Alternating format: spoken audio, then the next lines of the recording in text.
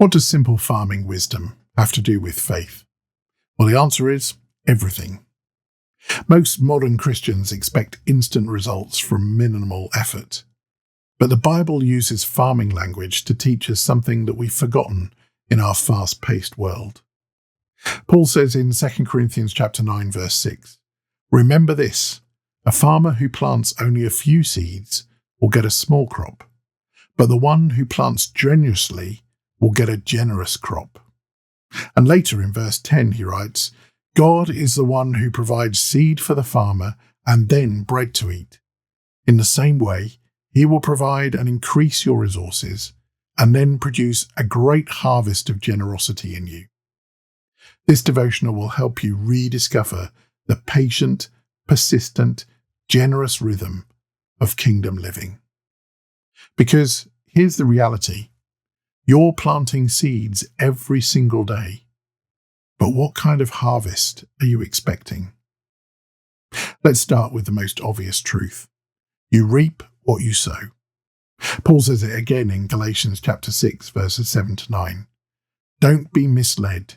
You cannot mock the justice of God. You will always harvest what you plant." This is a spiritual law as certain as gravity. Sow sparingly, reap sparingly. Sow generously, reap generously. Look at your workplace.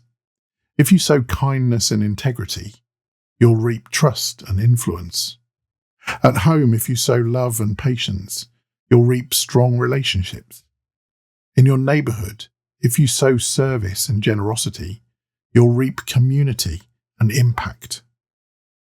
Now, here's the uncomfortable bit. Look at your life right now. What you're harvesting today is the result of what you planted months or even years ago.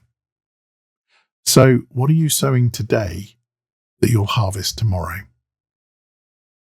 Here's the frustrating truth that farmers know, that we keep forgetting. There is always a gap between sowing and reaping. Paul warns us in Galatians chapter 6, verse 9, "So let's not get tired of doing what is good. At just the right time, we will reap a harvest of blessing if we don't give up." James says the same thing in chapter 5, verses 7 to 8. "Be patient like the farmer, waiting for the harvest. You can't sow seeds on Monday and harvest on Tuesday.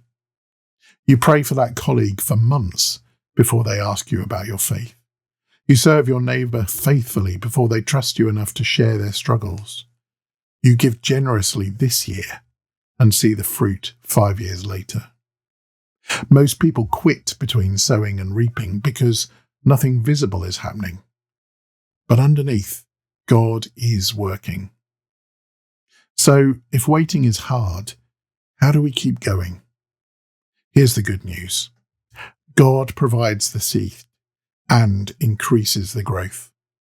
Paul says in 2 Corinthians chapter 9, verse 10, that God supplied seed to the sower and makes it grow.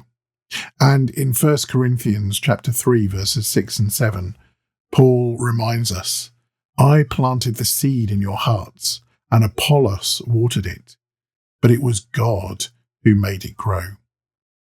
You're not responsible for the harvest. That's God's job. You're only responsible for faithful sowing.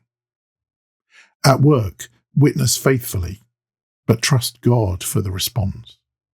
At home, pray consistently, but trust God for hearts to change. In your community, serve generously, but trust God for the kingdom impact. Plant the seeds. God will give the growth. One final thing. Generous sowing produces generous harvests.